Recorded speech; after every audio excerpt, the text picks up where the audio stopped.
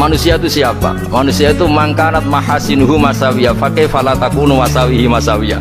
Manusia itu orang ketika baik saja salah, apalagi pas salah. Coba saya misalnya pidato begini, di atas panggung saya orang alim pidato nasihati orang. Di saat yang sama seperti yang tanya Mas Wildan tadi, ada agak sopannya. Di situ ada mungkin orang yang lebih sepuh dibanding saya. Masa lebih muda kok di atas? Yang di bawah lebih tua. Ada agak sopannya.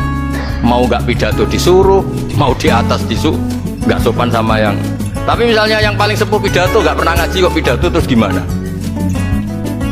Artinya ketika kita baik saja ada salahnya, apalagi pas salah. Sebab itu ajaran Rasulullah itu suruh berdoa Rabbana dzolamna anfusana. Sebelum minta itu merasa ya Allah kita ini mendolimi diri kita sendiri, karena dalam pilihan-pilihan itu pasti ada salahnya. Coba misalnya Anda bangun masjid habis 2 miliar, yang harusnya 1 miliar sudah jadi. Terus nanti suatu saat ketemu Allah ditanya, itu ada orang miskin, fakir miskin, yatim, andai kan kamu sumbang 1 miliar itu sejahtera semua, gara-gara kamu bangun masjid terlalu mewah. Ya tapi kadang-kadang orang kebaikannya itu orientasinya bangun masjid, gak tertarik nyumbang fakir.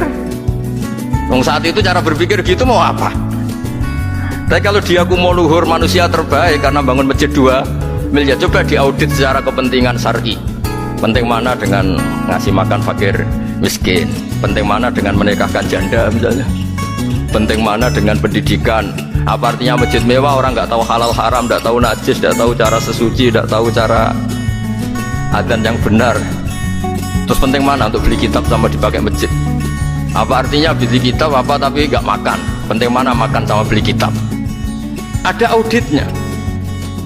Makanya manusia itu ketika baik pun disuruh istighfar, apalagi ketika salah. Nah dengan perasaan seperti itu kebencian pada orang lain luluh, karena potensi baik pada orang lain ternyata tinggi, dan potensi salah ke kita juga tinggi. Nah dilatih gitu. Jadi di Ihya itu ada kitab tawaduk. Kitab tawaduk itu dilatih ketemu orang tua. Huwa aksaru ibadatan, dia mesti ibadahnya lebih banyak karena lebih tua timbang saya, pasti sholatnya lebih lama timbang saya.